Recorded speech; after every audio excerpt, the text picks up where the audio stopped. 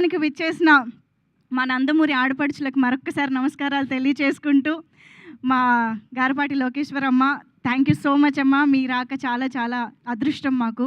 ముందుగా మీ ఆశీర్వచనాలతో, మీ మాటలతో మొదలు పెడితే బాగుంటుందని అనిపిస్తుంది. కాబట్టి మిమ్మల్ని మాట్లాడవలసిందిగా కోరుకుంటున్నాం. అందరికీ నమస్కారం. నాన్నగారి నటన, he was, he is and will always remain a legend till this earth exists.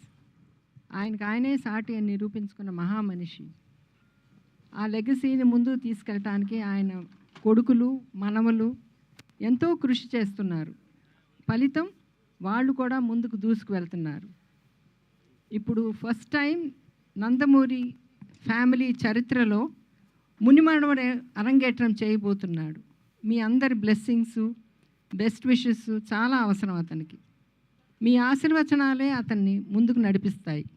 I would like to thank Chowdary గారు and his wife Geetha for introducing Ram and also giving us this opportunity to attend this wonderful occasion.